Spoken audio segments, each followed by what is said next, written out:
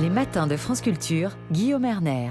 Depuis le mois de juillet dernier, des milliers de réfugiés, principalement originaires du Kurdistan irakien et de Syrie, sont bloqués en Biélorussie aux portes de la Pologne. Poussés d'un côté par les forces biélorusses et de l'autre par les autorités polonaises qui ont décrété l'état d'urgence dans cette zone, ces réfugiés sont aujourd'hui les victimes d'une crise européenne opposant l'Union à la Biélorussie, accusée d'avoir organisé l'arrivée de ces milliers de migrants aux frontières de l'Europe. La Biélorussie tenterait de faire pression pour mettre fin aux sanctions appliquées contre le régime autoritaire d'Alexandre Loukachenko. Alors pour tenter de comprendre ce qui se joue là-bas, et nous sommes tout d'abord en duplex avec Yaouyeni Kryzanowski. Bonjour. Bonjour. Vous êtes docteur en sciences politiques, enseignant-chercheur à Sciences Po Strasbourg et spécialiste des mouvements contestataires en Biélorussie. Et puis ici, dans ce studio, Virginie Guiraudon, bonjour. Vous Bonjour. êtes directrice de recherche au CNRS, en poste au Centre d'études européennes à Sciences Po Paris. La situation évolue au jour le jour à la frontière polonaise. Qu'en est-il aujourd'hui pour ce que l'on sait, Virginie Guiraudon? Alors pour ce que l'on sait, c'est qu'effectivement, lundi, il y a eu plusieurs centaines de personnes qui, ont marché le long de la route, le long de la frontière et il y a eu un trou, en quelque sorte, qui a été fait dans les barbelés et donc de l'autre côté, il y a maintenant plusieurs milliers de militaires, de gardes frontières et de policiers, polonais. De l'autre côté, il y a aussi des forces, biélorusses qui empêchent ces personnes, donc c'est quelques centaines, peut-être plus de 1000 personnes qui sont dans cette région. Il faut savoir qu'il y a aussi des personnes qui sont à la frontière entre la Lituanie, et la Biélorussie, hein. L'état d'urgence a été décrété hier. État d'urgence qui veut dire que c'est une sorte de zone, où on ne peut pas circuler, où il ne peut pas y avoir d'aide humanitaire ou de journalistes, par exemple. Ce qui C'est déjà le signifie cas en aussi Pologne. que c'est un pays de plus dans cette crise. Oui, oui, en fait, c'est la Lettonie, la Lituanie et la Pologne, mais c'est effectivement dans le cas de la Lituanie ils ont plus accepté, par exemple, de l'aide de l'agence européenne Frontex, mais c'est vrai que «l'escalade» entre guillemets, à la fois rhétorique et sur le terrain, concerne plutôt le cas polonais.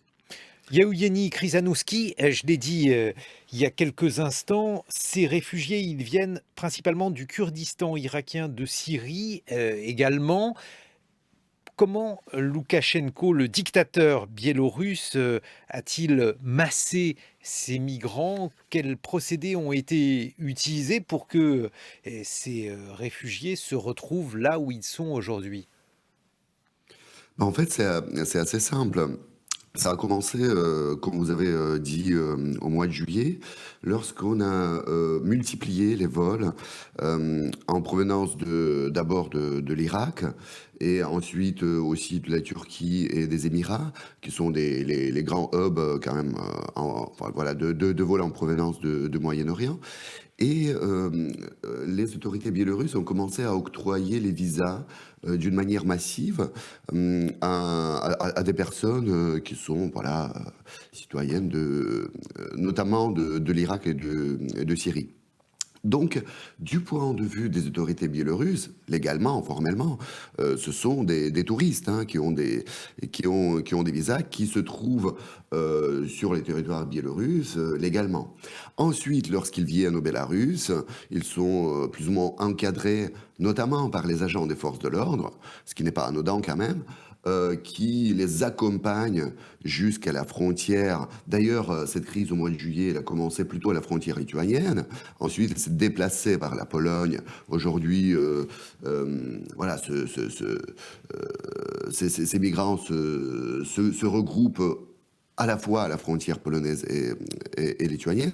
Et donc, ce sont effectivement les agents des forces de l'ordre qui encadrent en quelque part ces flux migratoires qui ont été créés d'une manière relativement artificielle par les autorités biélorusses pour faire pression contre l'Union européenne. Oui, parce qu'il faut insister là-dessus, Yaouyeni Kryzanowski, ce qui se passe au Bélarus, qui est tout sauf une démocratie, ne doit absolument rien au hasard. C'est un mouvement parfaitement délibéré qui a été organisé avec ces réfugiés. Absolument, absolument. Et en fait, il y a deux, disons, il y a deux racines quelque part à cette situation, hein. La première, c'est la crise politique au Bélarus, les manifestations de masse, hein, qui ont commencé au mois d'août 2020 et qui ont provoqué une répression très brutale de la part des autorités biélorusses et qui, à la suite, ont résulté en sanctions de la part de l'Union européenne. Et de l'autre côté, il y a le précédent, disons, turc, hein, l'accord entre l'Union européenne et la Turquie, qui a été conclu notamment en 2016 sur les migrants, Mhm. qui a forcé l'Union européenne à arrêter les critiques contre la situation politique en Turquie. Et voilà, en s'inspirant quelque part de cette expérience turque, le régime biélorusse a voulu en voyant la question migratoire comme un point faible de l'Union européenne, les autorités, les élites politiques biélorusses ont décidé d'utiliser les flux migratoires en tant qu'instrument pour contre-agir face aux sanctions européennes et pour faire l'Union européenne lever les sanctions à l'encontre du Bélarus. Et aujourd'hui, on parle donc de dizaines de milliers de personnes? C'est très difficile d'avoir les chiffres concrets. Parce que, encore une fois, il n'y a pas de source indépendante. À la frontière avec la Pologne, si on parle du nombre des migrants, hein, à la frontière avec la Pologne, on parle plutôt entre 2 et 3 000 de migrants en ce moment. Mhm. On ne sait pas trop pour la frontière avec la Lituanie, hein, puisque, encore une fois, elle est très difficile d'accéder aux chiffres. Et ce qui est évident, c'est qu'Alexandre Loukachenko connaît à la personne près le nombre de personnes qui aujourd'hui constituent ces réfugiés. Ce n'est pas la première fois, Virginie Guiraudon, hélas, que ce type de chantage est utilisé. Il y a d'autres cas, ils étaient évoqués il y a quelques instants par Yevgeny Krizanouski, dans le cas par exemple turc. Oui, alors même si je pense qu'il faut essayer de voir aussi quelle est la spécificité de ce cas biélorusse. Alors autant il y a, j'ai envie de dire, presque une tradition maintenant d'utiliser le fait que l'Union européenne et ses États membres ont peur des migrants, veulent absolument qu'il y ait de moins en moins de personnes qui arrivent. Ils se servent de cela comme un levier dans des négociations. Euh, En particulier des pays évidemment comme la Turquie, mais ça a été le cas avant de la Libye, dans des années Kadhafi. Ça a été le cas du Maroc assez récemment, par exemple, qui avait un peu ouvert sa frontière avec l'enclave espagnole de Ceuta, c'était juste au printemps dernier. Mais c'est dans le cadre, j'ai envie de dire, de négociations. Dans le cas de Kadhafi, par exemple, il voulait être réintroduit dans le concert des nations après l'attentat de Lockerbie, où il avait été vraiment mis au banc. Et donc, il s'est servi du fait que c'était un pays au sud de la Méditerranée et en offrant sa coopération. L'Union européenne a financé les centres de rétention, Kadhafi a renvoyé des subsahariens de l'autre côté, enfin chez eux. Dans le cas du Maroc, c'est aussi dans le cas de négociations. Là, on a l'impression que le mot faire pression a été évoqué. Là, ça ressemble plus à une entreprise de déstabilisation de l'Union européenne. Et ça marche. Bon, d'abord parce qu'on a vu l'escalade, hein. Les mots employés en Lituanie parlent de attaque hybride, expression reprise par l'OTAN, hein, qui a parlé de tactique hybride. Qu'est-ce que c'est une attaque hybride? Alors, c'est l'idée que ces migrants seraient des armes. Alors, je tiens à rappeler, ces migrants ne sont absolument pas armés, mais le fait qu'ils soient à la frontière est considéré par la Pologne actuellement comme une menace sécuritaire. Donc c'est pour ça que c'est un petit peu différent. Je pense que même la situation d'Erdogan, je ne sais pas si vous vous souvenez, juste avant le Covid, c'était en février-mars 2020, Erdogan était fâché et ont été envoyés en autocar à la frontière gréco-turque des dizaines de milliers de personnes. Donc ça, on l'a vu par le passé. Mais là, je pense que c'est aussi plus complexe parce qu'il y a des tensions entre la Pologne en ce moment et l'Union européenne sur les questions des droits de l'homme, de l'état de droit. Donc il y a aussi peut-être l'envie de continuer à semer la zizanie entre les pays européens. Et oui, parce que c'est quand même le paradoxe de cette crise, la Pologne qui prenait ses distances avec l'Union européenne, et dès lors qu'il y a donc cette question et ce différend avec la Biélorussie, obligée de se rapprocher de cette Union européenne, Virginie Guiraudon. Et inversement, tous les pays, y compris la France, hein, mais l'Allemagne, hein, qui est sans doute une des destinations possibles de ces migrants, ont dit qu'ils étaient solidaires à 100% avec la Pologne. La Commission européenne a dit nous sommes solidaires. Alors que quelques semaines avant, ils critiquaient la situation des droits de l'homme en Pologne. Alors solidaire, ça veut dire deux choses. Ça veut dire que on est tous d'accord pour fermer les frontières. Ça veut aussi peut-être dire que la Commission européenne, les États membres, vous souhaiteraient qu'il y ait quand même une opération humanitaire à cette frontière, puisque là, on risque des milliers de décès. Il y a déjà eu 10 morts. Hein. Il y a eu des morts par hypothermie fin septembre. Donc là, nous sommes évidemment en novembre. Donc je pense que il faut arriver à une désescalade et sans doute l'Union européenne voudrait qu'il y ait des agences européennes qui interviennent sur place pour régler la situation. Yevgeny Khrizanouski, la stratégie donc d'Alexandre Loukachenko, on l'a dit, consiste à obtenir la levée des sanctions. Qu'est-ce qu'il vise plus précisément ? En fait, il vise sans doute deux choses, hein. La première, c'est la levée de sanctions, et l'autre, c'est d'être de nouveau accepté, disons, dans une sorte de communauté internationale. Voilà. Et encore une fois, hein, je pense qu'ici, effectivement, la terminologie de l'attaque hybride, qui a été reprise aussi d'ailleurs par l'Union européenne, hein, et pas uniquement par les autorités lituaniennes, elle est... Comment dire? Elle est un peu guerrière, hein, enfin, même trop guerrière pour les situations où on est. Et on sait pas trop ce que ça veut dire non plus, quoi. Mais il s'agit clairement d'un usage des êtres humains dans un conflit. Disons, qui n'est pas armé, hein, mais pourtant un conflit symbolique assez clair qui oppose la dictature biélorusse à l'Union européenne. Et de ce point de vue, effectivement, on peut parler de l'usage de ces flux migratoires en tant qu'instrument. Et si on suit donc la stratégie poursuivie par Alexandre Loukachenko, s'il obtenait gain de cause, que deviendraient ces réfugiés qui sont aujourd'hui à la frontière? Est-ce que l'on peut imaginer différentes options? Bien sûr, on peut imaginer différentes options. Disons que les réfugiés qui sont en ce moment au Bélarus seraient sans doute renvoyés dans leur pays d'origine. De toute manière, personne n'imagine que cette situation va se résoudre de cette manière à très court terme, hein. Donc ces personnes qui sont là, malheureusement, en fait, sont piégées.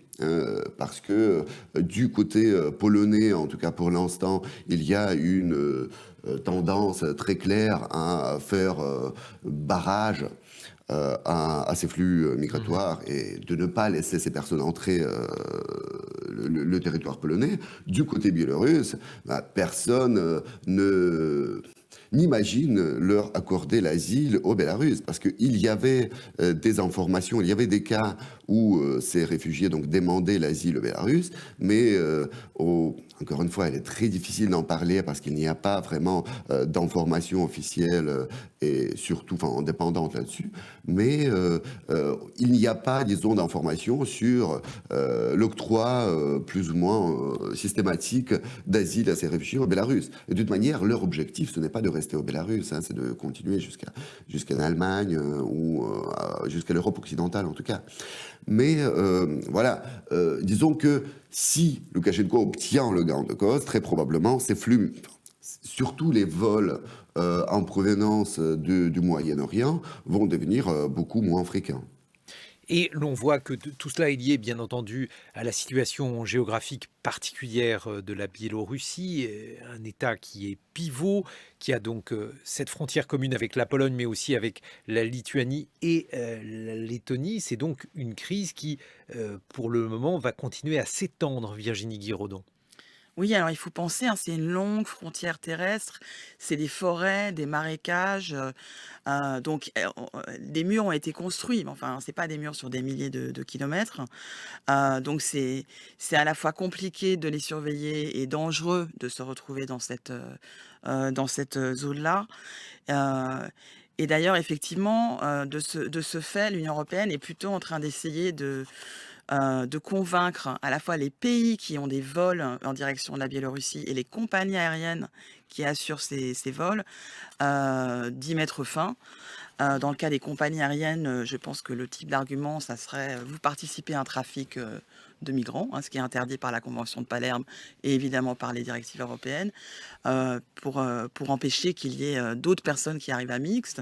Pour ceux qui sont déjà là, il y a dans d'autres, à d'autres frontières, on le sait, en Grèce ou ailleurs, la Pologne peut à un moment, avec l'aide de l'Union européenne, dire, voilà, on va enregistrer ces personnes, ceux qui doivent retourner chez eux, on organisera leur retour, ceux qui peuvent demander une demande d'asile pourront être examinés. Mais c'est là où je reviens à la question polonaise, c'est-à-dire que la Pologne n'a aucune intention, pour le moment, d'ouvrir ses frontières et se dit le rempart de l'Europe contre, les hordes barbares, hein. On revient à des rhétoriques presque médiévales, des partis nationalistes polonais. On va continuer d'évoquer cette situation avec des migrants qui sont donc pris au piège des tensions européennes entre la Pologne et la Biélorussie et cette crise qui s'étend aujourd'hui à la Lituanie. Et on va voir dans quelle mesure cela pourrait rebattre les cartes, notamment au sein de l'Union européenne avec la situation en Pologne. On vous retrouve dans quelques instants, Yevgeny Krzyzanowski et Virginie Guiraudon. En attendant, il est 8h sur France Culture et je vous souhaite un excellent réveil. 7h, 9h, les matins de France Culture, Guillaume Erner. La Biélorussie a poussé des milliers de réfugiés à la frontière polonaise pour faire pression sur l'Union européenne. On le disait il y a quelques instants, il s'agit de réfugiés principalement originaires du Kurdistan irakien et de Syrie. Et aujourd'hui, ils sont bloqués en Biélorussie aux portes de la Pologne, mais aussi de la Lituanie. Et la situation tend à s'étendre, y compris vis-à-vis de la Lettonie. Bref, c'est une crise qui touche désormais toute l'Union européenne, qui met la Pologne, laquelle était dans une situation plutôt de marginalité par rapport à l'Union européenne, eh bien, qui met la Pologne dans une nouvelle configuration par rapport à la dite Union européenne. On en parle avec nos invités, Virginie Guiraudon, directrice de recherche au CNRS en poste au Centre d'études européennes à Sciences Po Paris, et Yevgeny Krzyzanowski, docteur en sciences politiques, enseignant-chercheur à Sciences Po et spécialiste des mouvements contestataires en Biélorussie. Précisément, il n'est pas inutile, Yevgeny Krzyzanowski, d'évoquer la Biélorussie, son histoire qui est une histoire très particulière. C'était une partie de l'Union soviétique avec une très grande frontière commune, notamment avec l'Ukraine, avec un rôle très particulier pendant la Seconde Guerre mondiale. Si vous pouvez nous présenter en quelques mots ce pays mal connu. Oui, bien sûr. En fait, pour comprendre un peu l'histoire, enfin, et même le présent hein, du Bélarus et les liens notamment avec la Russie, il faut peut-être remonter encore plus dans l'histoire, parce que en fait, le Bélarus a été annexé par la Russie à la fin du XVIIIe siècle, hein, pendant la période Catherine II. Avant, donc le Bélarus faisait partie d'abord du grand duché de Lituanie, dont le Bélarus faisait voilà le noyau dur, disons. Ensuite, du royaume de Pologne. Donc en fait, c'était le pays toujours, disons, voilà, à la frontière entre deux grandes civilisations. D'un côté, voilà, cette civilisation, si on veut, eurasiatique ou orientale, russe, et de l'autre côté, européenne. Et donc, voilà, à partir de la fin du XVIIIe siècle, le Bélarus fait partie de la Russie, sous un régime donc tsariste assez répressif. Ensuite, après la révolution d'octobre, le Bélarus intègre l'Union soviétique en tant que la République soviétique socialiste de la Biélorussie. Et donc, pendant la Seconde Guerre mondiale, effectivement, vous avez raison d'évoquer cette période parce qu'elle est assez importante.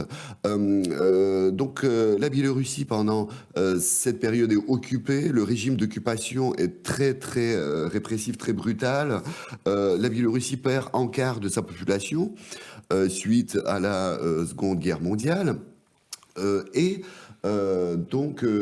Cette histoire de la Seconde Guerre mondiale, qu'on appelle d'ailleurs au Bélarus la Grande Guerre patriotique, et qui commence en 1941, selon l'historiographie officielle, et non pas en 1939, parce qu'en 1939, on parle plutôt de la réunification de la Biélorussie, parce que suite au pacte Molotov-Ribbentrop, c'est la Biélorussie occidentale qui est annexée, disons, par l'Union soviétique.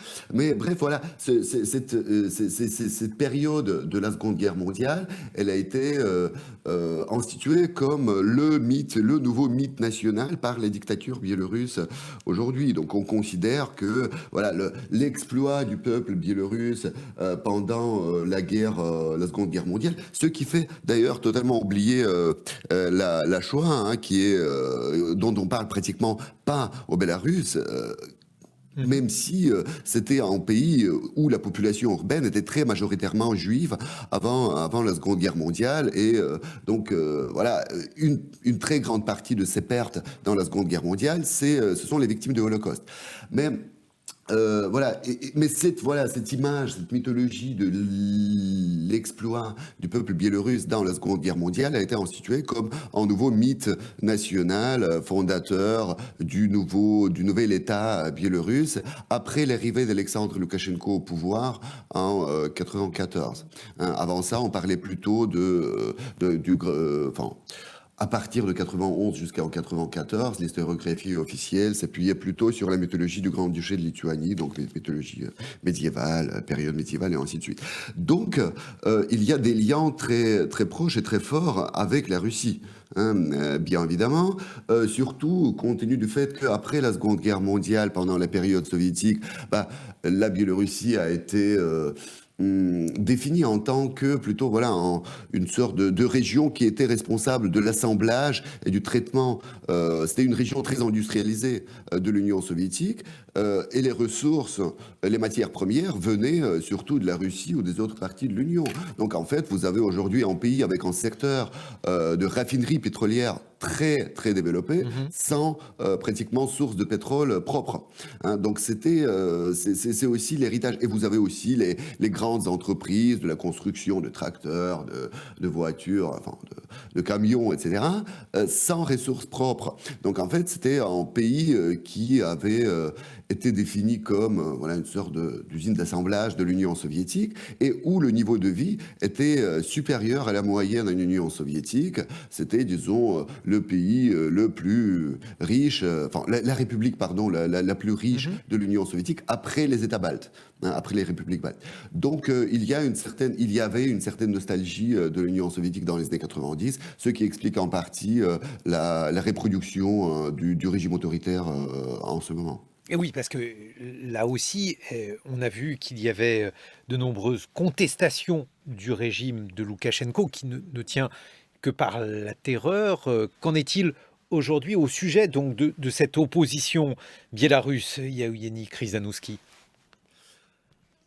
Oui, donc en fait, encore là, il y a eu une énorme vague de contestation au mois d'août 2020 qui est nouvelle par son ampleur, mais pas tellement sans précédent par le fait même, parce que en fait au Bélarus, après chaque élection présidentielle depuis les années 96, il y a de grandes manifestations de masse. Donc il y a une opposition qui est très structurée, qui est assez établie au Bélarus. Mais les dernières élections présidentielles étaient la nouveauté, c'était l'ampleur des manifestations. Là, on voyait vraiment des manifestations d'une centaine de milliers de personnes à Minsk, qui est une ville de 2 millions d'habitants. Après, ensuite, ce qui s'est passé, c'est que le régime a répondu uniquement par une répression très brutale, pratiquement non sélective, en fait, où on pouvait avoir, et on peut d'ailleurs toujours avoir des peines de prison pour des commentaires sur Internet, pour avoir mis une feuille de papier blanche sur sa fenêtre en signe de soutien, etc. Donc vous voyez, c'est quelque chose qui est... on emprisonne des gens aujourd'hui au Bélarus pour des faits qui peuvent paraître ridicules. Aujourd'hui, il y a 831 prisonniers politiques au moins, c'est-à-dire les personnes qui ont été reconnues comme prisonniers politiques par les ONG de défense des droits de l'homme, et donc en réalité, ça veut dire qu'il y en a beaucoup plus. Et cette répression a effectivement eu l'effet de supprimer la contestation à l'intérieur du pays. Donc aujourd'hui, il n'y a plus de grandes manifestations, mais ce n'est pas le signe du calme, ce n'est pas le signe de l'accord de la population, c'est plutôt le signe, c'est le résultat de la répression, clairement. Et la plupart des activités oppositionnelles se structurent aujourd'hui à l'étranger.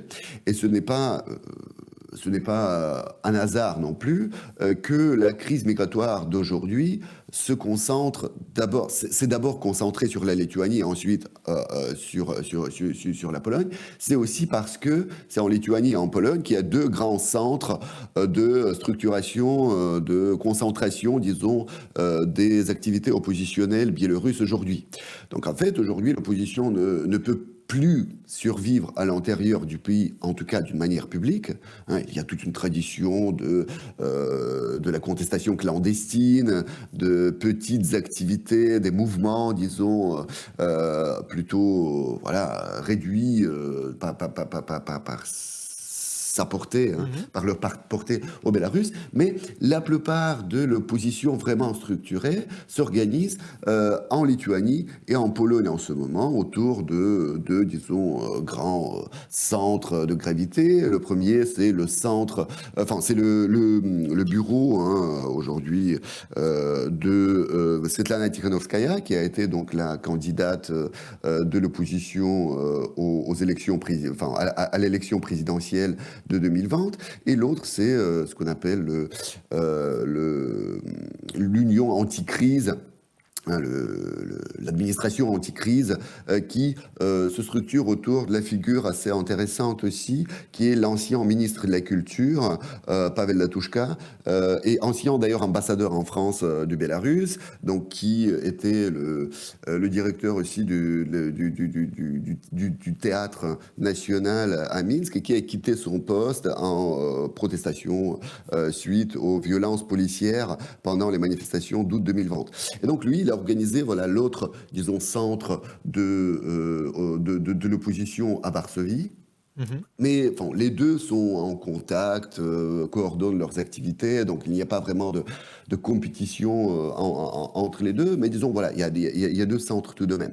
Et donc, comme j'ai dit, la plupart des activités, disons, publiques et structurées de l'opposition aujourd'hui concernent cette activité à l'étranger, et non en moindre partie, ces activités concernent la promotion des sanctions contre le régime biélorusse, qui est un peu le départ, disons, de cette crise migratoire aussi. Virginie Guiraudon, dans ce contexte-là, il n'est pas inutile de rappeler à quel point les réfugiés sont utilisés comme des armes par les différents dictateurs de par le monde, comment ils sont utilisés. Alors on parlait tout à l'heure de guerre hybride, cet atroce terme qui est aujourd'hui employé pour décrire cette situation. C'est quelque chose qui a débuté avec Erdogan, avec également Bachar el-Assad. Si vous pouviez nous brosser un tableau de cette utilisation et de cette instrumentalisation des êtres humains. Oui, alors je reprendrai pas l'expression guerre hybride, je pense que je l'ai mentionné tout à l'heure, juste pour montrer le caractère militaire, voire géopolitique que l'on donne à la situation qui, pour le moment, à la frontière entre la Biélorussie et la Pologne, concerne quelques centaines, voire quelques milliers de personnes, mais qui ne sont en rien, comme je l'ai rappelé, armés, qui sont... Alors, on l'a vu effectivement beaucoup beaucoup au Moyen-Orient. C'est sûr que les millions de Syriens qui ont quitté, il y a beaucoup de déplacés internes, hein, mais donc les millions qui se sont retrouvés, en Égypte, au Liban, et en Turquie, heu, sont d'une certaine manière, je ne sais pas si on peut appeler ça une arme, mais ont profondément changé les sociétés parce que ce sont des, nous, l'Europe en a reçu peut-être 1 million, mais c'est beaucoup plus important. Hem Et c'est vrai que par ailleurs, on a des cas très nouveaux. Il faut savoir qu'un des pays d'accueil le plus important des réfugiés actuellement, c'est la Colombie, hein. Parce qu'à la suite de la crise vénézuélienne, avant en Colombie, il y avait des déplacés internes à cause de la guerre civile et du narcotrafic, alors que là, c'est bien aussi des millions de personnes qui ont quitté le Venezuela.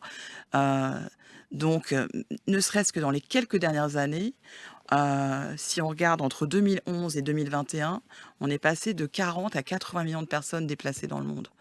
Donc un doublement, autant sur ce qu'on appelle les migrations internationales, c'est-à-dire une personne qui va vivre dans un autre pays que son pays d'origine. Là, c'est assez stable, mais c'est plutôt, justement l'augmentation des crises diverses, hein, en Afrique et en Amérique latine. Oui, parce que c'est cela en fait qui est notable. Il y a la question des réfugiés haïtiens qui est de plus en plus aiguë. Il y a donc à la fois des problèmes en Amérique latine et en Amérique centrale. Ils sont moins connus en Europe. Peut-être est-il nécessaire, Virginie Guiraudon, de les présenter? Oui, alors, quand on parle de la frontière entre les États-Unis et le Mexique, on a longtemps, étudié les Mexicains qui voulaient aller aux États-Unis. En réalité, ça fait depuis, très longtemps maintenant qu'il y a beaucoup, de personnes d'origine d'Amérique centrale, des fois très jeunes aussi, hein, qui veulent échapper par exemple, aux gangs, qui viennent du Nicaragua, d'El Salvador et cetera, qui viennent et qui passent par le Mexique. Alors le Mexique est censé jouer le rôle que jouent pour nous, j'ai envie de dire, les pays du Maghreb ou du Machrek, c'est-à-dire ne les empêcher, d'arriver. Mais il y a quand même des périples et alors les Haïtiens qui, je vous le rappelle, ont subi non seulement un séisme, mais le chef d'État a été assassiné, l'instabilité politique et la situation économique est dramatique. Ils ont fait un parcours incroyable, ils sont passés par presque 10 pays pour arriver finalement à la frontière au Texas, où ils pensaient qu'ils seraient accueillis, vu leur situation. Ils ont été, fouettés par, alors on n'a pas tiré de balles, mais ils ont été, fouettés à cheval, enfin des images, assez Terrible. incroyables, dans une situation, comme vous le savez, depuis même avant Trump, où il y a une polarisation sur ces questions de migrants. On a accusé Biden d'avoir, encouragé, ces personnes à venir à la frontière. Mais le cas d'Haïti est aussi j'ai envie de dire un cas assez emblématique parce que c'est pas la première fois en fait que les Haïtiens, doivent fuir, à la suite, d'une crise politique ou d'un séisme.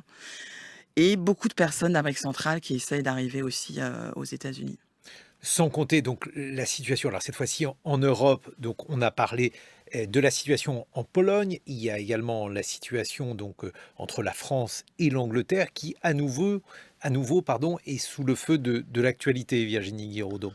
Ah oui, alors, ce qui est intéressant, si on parle donc des relations entre la France et le Royaume-Uni sur ces questions, c'est que là, la France est dans la position du pays à qui on a délégué le contrôle des frontières. Donc la frontière du Royaume-Uni depuis l'accord du Touquet de 2003, donc ça remonte un peu, la frontière est bien déplacée en France. Les Mhm. contrôles sont faits donc dans les ports et aéroports, même à la gare du Nord, hein. Si vous allez prendre l'Eurostar, on va vous contrôler votre passeport à la gare du Nord et non pas à l'arrivée.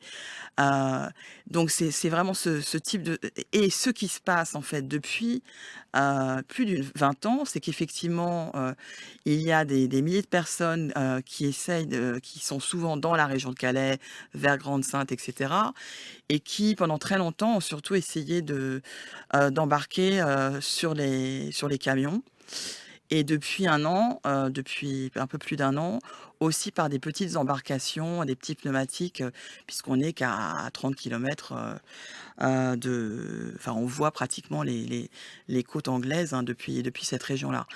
Ce que La tension, elle monte parce que, je dirais Boris Johnson avait promis, hein, le fameux Take Back Control, hein, donc cette idée qu'il fallait empêcher les arrivées était assez forte.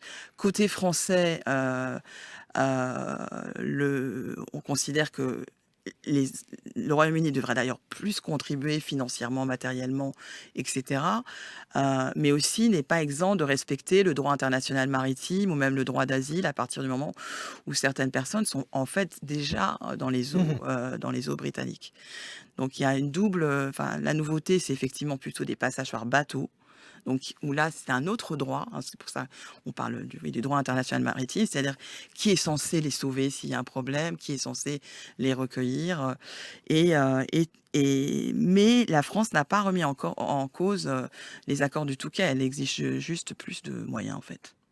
Yevgeny Khrizanouski, aujourd'hui cette situation en Biélorussie, à la frontière donc à la fois de la Pologne et de la Lettonie, elle ne pourra pas s'arranger sans une volonté politique, et sans une volonté politique aussi du côté peut-être de l'ancien bloc de l'Est. Quelle est la responsabilité de Vladimir Poutine dans cette situation selon vous?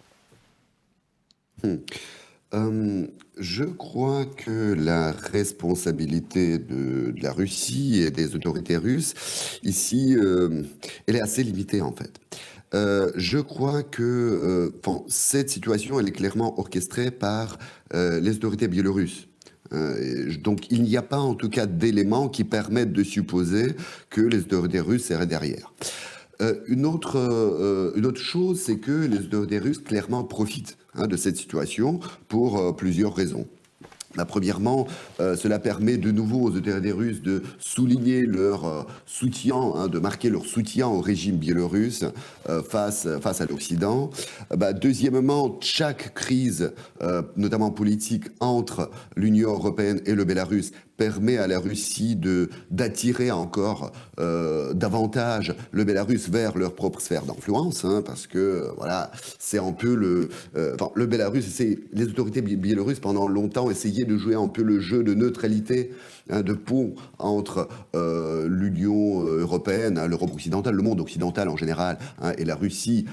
Dès qu'il y a de grandes crises entre le Bélarus et le monde occidental, le Bélarus automatiquement se rapproche de la Russie, ce qui permet de renforcer et encore consolider, disons, l'influence russe au Bélarus. Et troisièmement, cela permet à la Russie d'avoir des arguments dans une sorte de conflit symbolique avec l'Occident en pointant une forme d'hypocrisie, hein, de la part de l'Union européenne qui parle et critique les violations des droits humains en Russie et au Bélarus, tout en sans vouloir accepter les migrants, hein, et les demandeurs d'asile potentiels sur leur territoire. Donc en quelque sorte, c'est un argument facile pour les autorités russes pour critiquer le monde occidental en faisant ressortir une sorte d'hypocrisie de leur point de vue dont témoigne cette situation. Mais il y a quand même à minima un regard bienveillant de la part de Vladimir Poutine, ne serait-ce que parce que la présence, le maintien au pouvoir d'Alexandre Loukachenko, suite notamment aux dernières contestations, est assuré par, là aussi, l'alliance objective avec la Russie. Absolument, absolument. Mais si on sort de cette... Non, là, je parlais uniquement de cette situation migratoire présente et la responsabilité directe, disons, des autorités russes ou biélorusses. Mais si on part du maintien d'Alexandre Loukachenko au pouvoir, c'est clairement quelque chose qui est dû à l'influence de la Russie. Premièrement, au soutien économique direct et indirect, parce qu'encore une fois, le secteur industriel biélorusse ne peut pas subsister sans les ressources russe et le secteur pétrolier biélorusse, par exemple, ne peut fonctionner qu'avec le pétrole russe, hein, très, très clairement. Et deuxièmement, parce qu'il y a une homologie quand même assez prononcée entre les systèmes politiques russes et biélorusses.